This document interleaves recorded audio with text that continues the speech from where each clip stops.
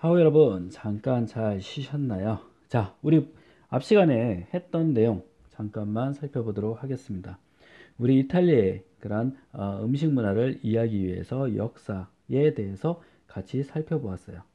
자, 역사를 보면 고대와 중세 그리고 근대로 크게 나눠서 살펴볼 수 있다라고 했었습니다. 그래서 고대는 마그나 그레치아 지역에서 식문화가 이탈리아의 식문화가 시작이 되었다라고 얘기를 했습니다. 그리고 굉장히 소박한 그런 식문화를 가지고 있었다. 공화정 시대에는 두 끼, 우리 프란디움이라 불리는 아점 형태의 식사를 즐기면서 그렇게 두 끼를 즐기다가 아침에 대한 간단하게 섭취하는 그러한 습관이 생겨나기 시작했다. 그리고 제정시대에 들어오면서 아침이라는 그런 개념이 도입이 되었다라고 얘기를 했었습니다. 그리고 중세에 많은 식습관에 그러한 변화가 생겼다. 무역에 의해서 비즈니스에 의해서 생기기 시작했다. 그리고 봉건 시대에 들어오면서 우리 정찬을 즐기기 시작했다라고 얘기를 했었습니다. 그리고 르네상스 시대, 우리 이탈리아의 식문화에 꽃을 피운 그러한 시기가 르네상스 시대였다. 굉장히 궁정에서 거대한 연애를 즐기던 그러한 시기였다라고 얘기를 했었습니다. 그렇지만 일반 대중들은 역시나 수수한 그러한 식사 형태를 즐겼다라고 여러분들이 기억을 하실 수 있어요. 그리고 17세기에 들어오면서 우리 메뉴를 인쇄하기 시작했다라고 얘기를 했었습니다. 그것도 여러분들이 한번 기억을 해 두시면 좋을 것 같아요. 그리고 근세에 들어오면서 상류층은 세련된 요리를 주로 즐겼다. 그리고 일반인들은 검소하고 그러한 단조로운 형태의 식사를 즐겼다라고 얘기를 했었습니다. 근세에 그리고 근대에 들어오면서 굉장히 다양한 그런 보관 기술이 발달하면서 식재료도 다양하게 신선한 재료를 이용하고 그리고 이전보다는 많이 그런 향료, 향신료, 허브류를 조금 줄여서 사용을 했지만 다양한 종류의 허브를 사용했다라는 거 기억하시면 좋을 것 같아요. 여러분들 이태리에 가면 보통 보면 점심시간이 굉장히 길어요. 일반적으로 보면 3시간 정도 식사를 합니다.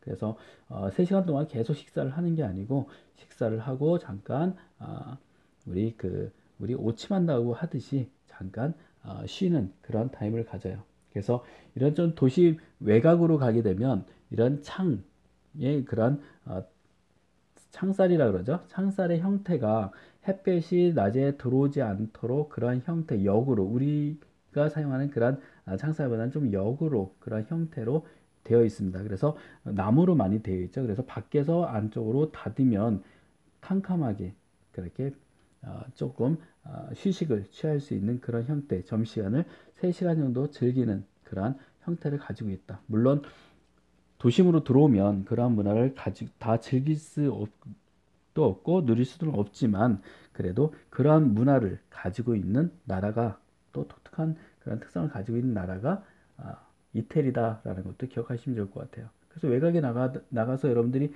어떤 업무를 볼 때 특히 그 은행이나 이런 관공서의 그런 업무를 볼 때 이런 그 3시간 동안 주로 일이 원활하게 이루어지지 않기 때문에 좀 낭패를 볼 경우도 있어요. 그래서 이런 시간대는 여러분들이 조금 피해서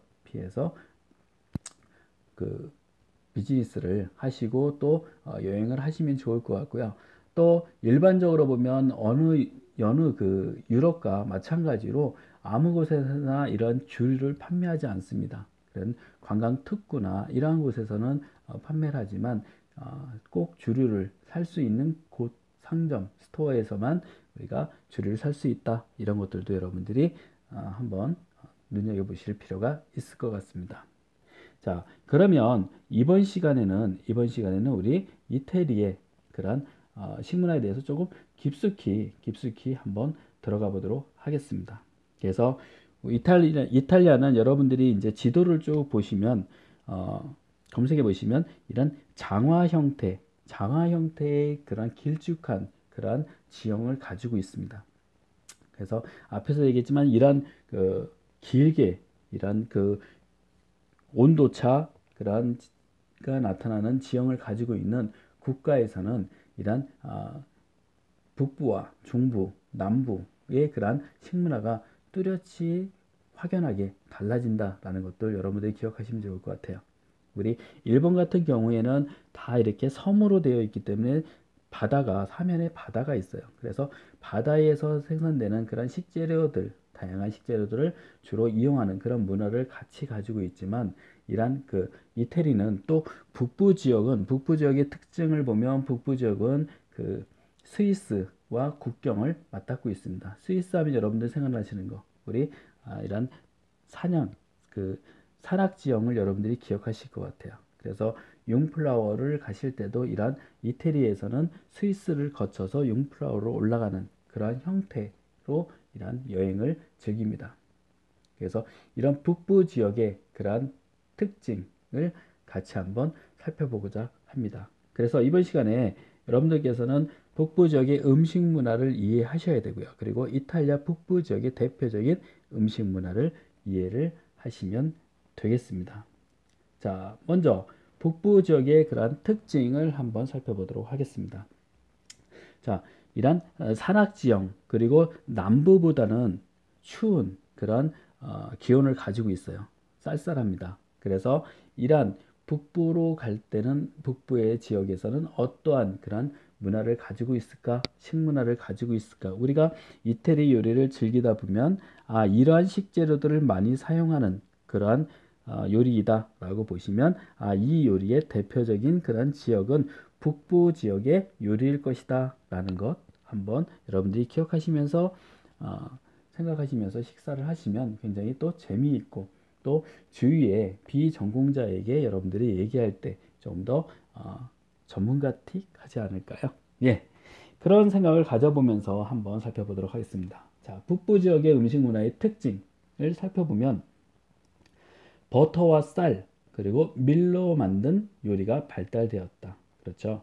우리 보통 보면 남부에서는 이러한 그 따뜻한 기온 그리고 이런 해산물 바다이기 때문에 그런 바다를 근접하고 있기 때문에 해산물류를 많이 이용하지만 이런 북부 지역은 산악 지형이라 그랬어요. 그래서 목축을 많이 하고 이런 육류를 이용한 요리 그리고 또 온도가 차갑기 때문에 이런 올리브 오일류를 사용은 하지만 버터류를 많이 사용하는 그러한 지역이다 라는 것도 기억하시면 좋을 것 같아요. 그리고 리조또를 많이 하는 그런 쌀을 이용한 요리를 많이 가지고 있다. 또 밀로 만든 요리가 발달된 곳이 바로 북부 지역이다 라고 보시면 되겠습니다.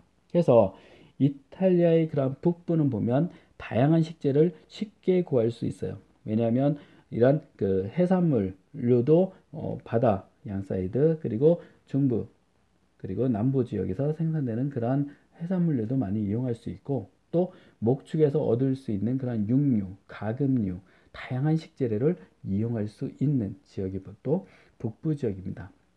그래서 북부 지역의 또 음식의 특징을 보면 열량이 높은 음식들이 발달되어졌다. 그래서 목축에서 얻어지는 버터나 치즈 그리고 햄 등에 많이 이용하는 그런 문화를 가지고 있다. 그래서 풍부하고 다양한 그런 메뉴를 가지고 있고 그리고 소스도 보통 보면 버터를 사용한 그런 크림 소스를 많이 사용하는 그런 음식 문화의 특징을 가지고 있다라는 것.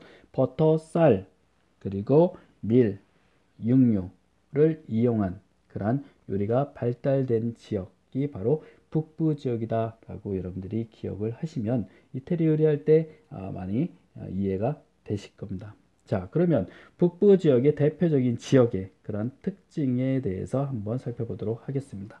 자, 피에몬테입니다. 피에몬테에 보면 알프스 산맥과 접하는 서북부 지역을 우리가 피에몬테 지역이다라고 얘기를 합니다.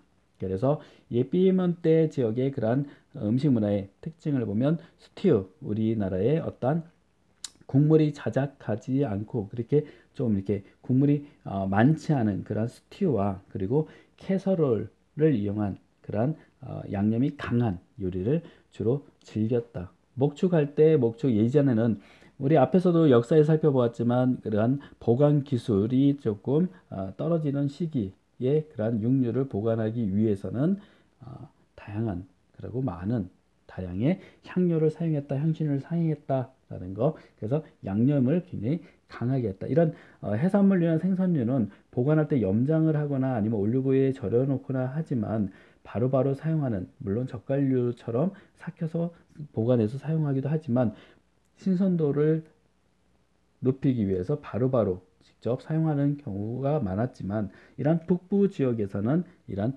보관을 하면서 식사를 하기 위해서 이런 저장 기술이라고 하면 우리 다량의 향료를 사용할 수밖에 없기 때문에 양념이 강했다라고 기억하시면 될 것 같아요. 그리고 크림을 많이 사용한다 그랬죠. 진하고 크림 같은 펀티나 치즈와 이를 이용한 펀두타 요리가 잘 알려져 있는 지역이 피에몬테이다라는 거 기억하시면 될 것 같아요. 또 특이할 만한 그런 식재료가 있어요. 그 식재료를 보면 트러플이 있습니다. 트러플은 우리 송로버섯이라고 해요. 이 트러플이 굉장히 고가의 그러한 버섯입니다. 그래서 이 트러플을 찾기 위해서는 우리 훈련된 그러한 돼지를 이용해서 돼지의 그 흑악을 이용해서 이 땅속에 있는 트러플을 찾는 그러한 방법으로 많이 채취를 했습니다. 지금도 그러한 방식을 이용하기도 합니다. 그래서 이 트러플은 우리 세계 3대 진미의 식재료에 속하는 그러한 재료입니다. 자, 그럼 여기서 3대 식재료 한번 살펴볼까요? 뭐가 있을까요? 자, 트러플이 있습니다. 일단 송로버섯. 일단 하나는 맞췄어요. 그리고 또 하나는 우리 철갑상어, 아린, 캐비어. 캐비어가 또 세계 3대 진미 식재료에 들어갑니다. 또 하나는 뭘까요? 네, 우리 불란서에서 많이 이용하는 거위간인 우리에게 또 세계 3대 진미의 식재료에 속합니다.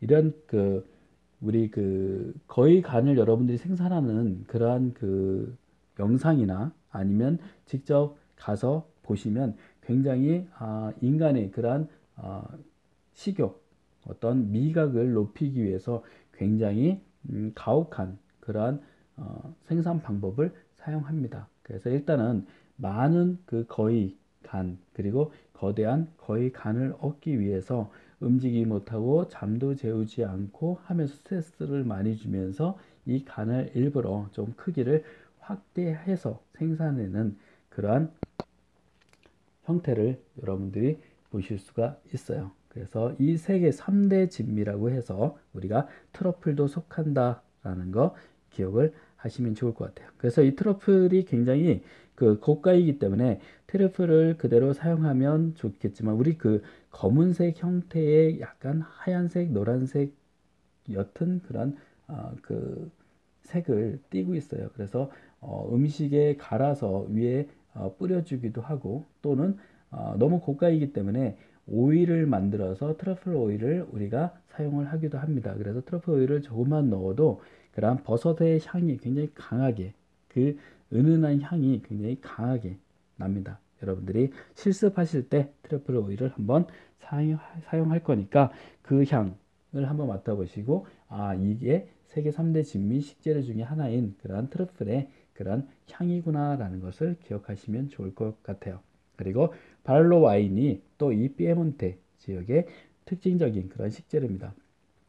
보통 보면 우리가 소스를 만들 때 그 지역에서 생산되는 포도 품종을 가지고 만들어진 그러한 와인을 바로 우리 소스에 사용을 합니다. 그래서 우리가 어떤 특급 호텔이나 좀 큰 연회에 있을 때 우리 그 지역명을 딴 그러한 프로모션을 할 때가 있어요. 뭐 밀라노 지역의 음식을 가지고 프로모션을 할 때는 또 밀라노 지역에서 생산되는 그러한 와인 식재료들을 이용해서 음식을 만들 때 더 맛의 깊이를 느낄 수 있고 그 지역의 향수를 느낄 수가 있습니다. 그래서 이러한 것들도 여러분들이 한번 기억하시면서 식재료를 한번 사용해 보시는 것, 이것도 하나의 방법이다 라고 볼 수가 있겠습니다. 또 이탈리아의 북부 지역에 리구리아 지역이 있습니다. 리구리아에 보면 알프스 항구 도시인 제노비아가 있는 지방이 바로 리구리아 지역이다 라는 거 기억하시면 될 것 같아요.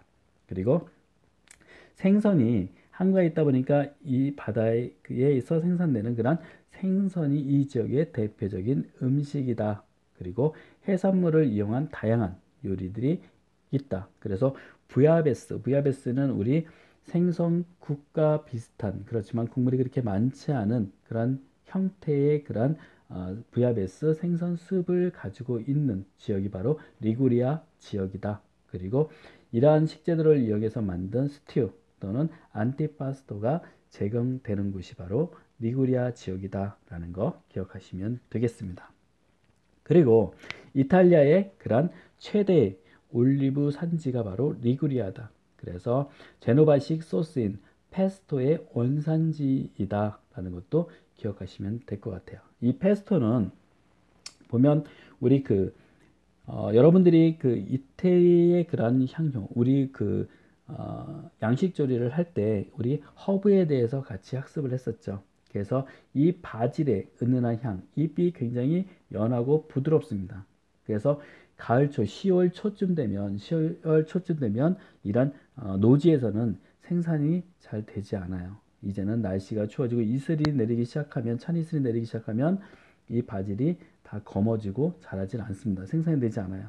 그래서 이러한 그 바질을 조금 오래 요리에 이용할 수 없을까 라는 방식으로 조금 농축시켜서 만드는 형태인 페스토를 만들어서 사용을 했었어요.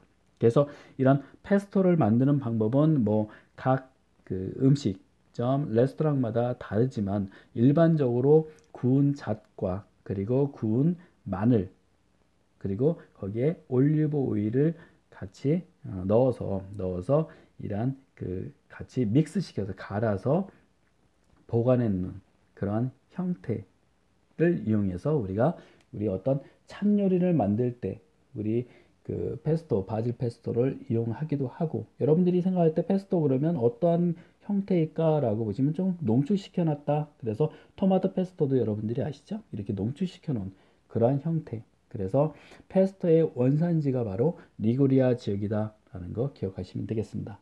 그리고 트리니트가 있어요. 트리니트는 파스타와 감자 육기를 곁들인 그런 야채습.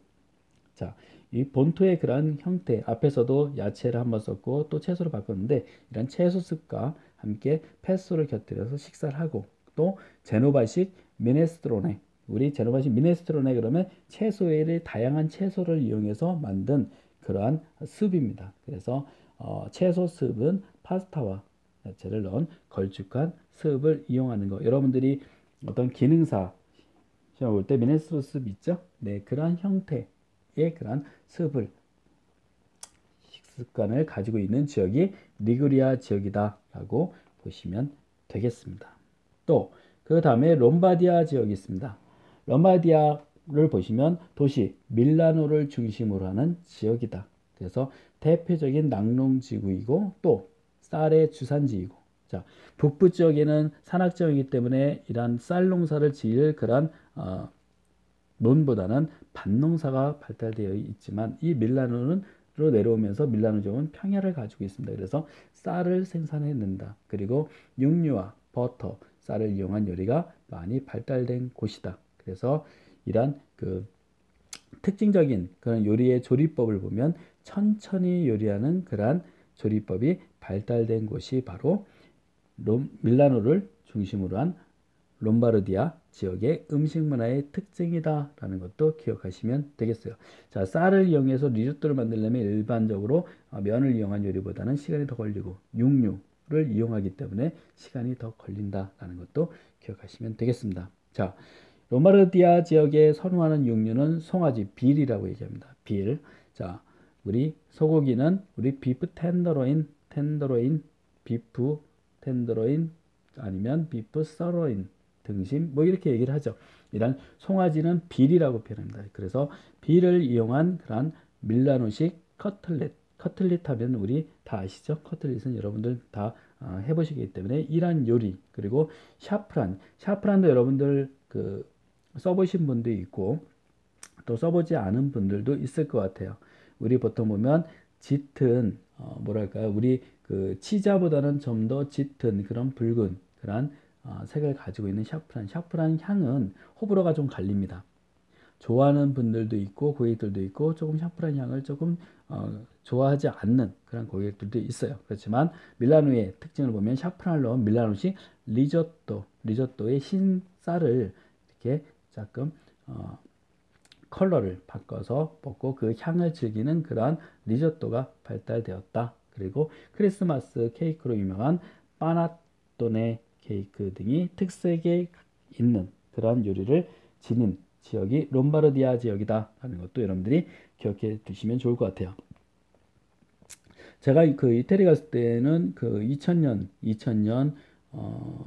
정도 2000년 초기 2000년 되기 그 2000년이 되기 초기인 것 같아요. 1999년 8년 그때 이태리 갔을 때는 피자 문화가 밀라노가 중심이죠. 수도인 그쪽에 보면 그런 프랜차이즈에서 이런 그 미국식 이런 햄버거나 패스트푸드가 도입되기 전이었어요. 그래서 밀라노에 이제 보면 조각 피자를 가지고 그네들의 이제 음식 문화인 피자를 조각으로 해서 판매하는 그런 문화들을 많이 가지고 있었는데 이런 문화적인 그런 부분에 있어서 밀라노에 이제 패스트푸드 미국식의 패스트푸드가 입점을 했더라고요.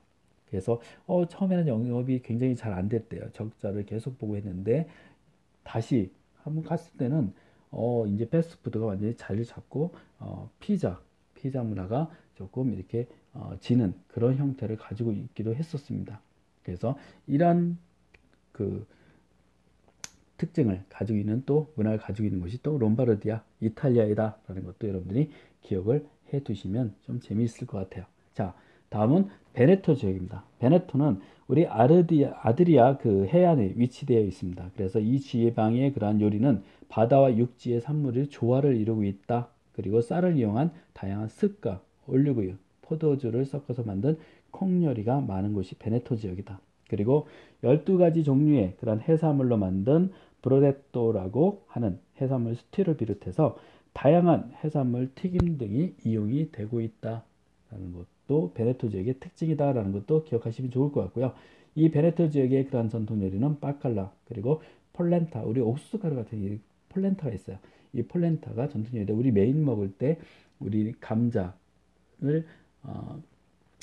포테이토를 같이 이렇게 구워서 놓는 것보다는 또 이렇게 폴렌타를 주로 놓는 그런 지역의 특징이 베네토 지역에는 있습니다.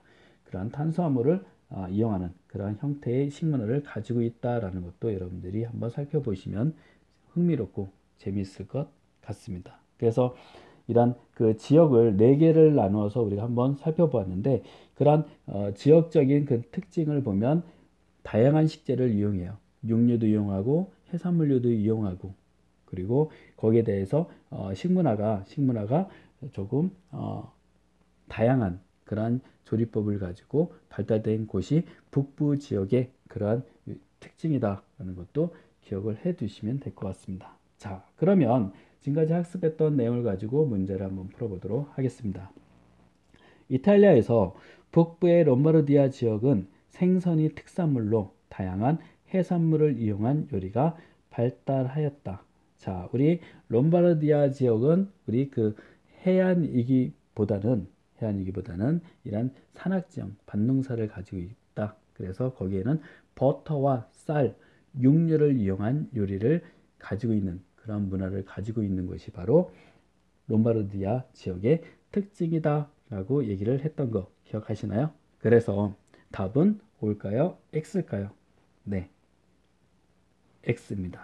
자, 그래서 이런 그 이탈리아의 그러한 그 생선이나 북부 지역에서 생선이나 이런 특산물들을 이용한 요리를 만든 곳은 우리 주로 섭취하는 곳은 그 알프스 항구를 끼고 있는 제노비아 그 지역에 있는 그 리구리아 지역의 그 특징이다라고 얘기를 할 수가 있어요. 그리고 또 다양한 식재료를 가지고 있는 이용했던 그러한 곳인 우리 그 리구리아 지역을 우리가 좀 길게 얘기를 했었죠. 이 지역에 대한 그런 특징적인 얘기이다. 롬바르디아는 쌀이 그런 주산지이다 라는 거 여러분들이 머릿속에 기억하시면 되겠습니다. 자, 정리해보면 이탈리아 북부 지역은 버터와 쌀, 밀로 만든 요리가 발달하였다. 그리고 이탈리아에서의 그러한 다양한 식재를 쉽게 구할 수 있다. 열량이 높은 음식들이 발달하였다. 쉽기 때문에 그렇죠. 그래서 버터나 치즈, 햄 등을 이용해서 풍부한 영양을 섭취한 메뉴가 많았다. 그리고 소스도 주로 버터를 사용한 크림 소스가 사용되었다라는 거 여러분들이 기억해 두시면 되겠습니다. 자, 수고하셨고요. 다음 시간에는 이탈리아 중부와 남부 지역의 음식 문화 특징에 대해서 같이 학습해 보는 시간을 가져보도록 하겠습니다. 여러분, 수고하셨습니다.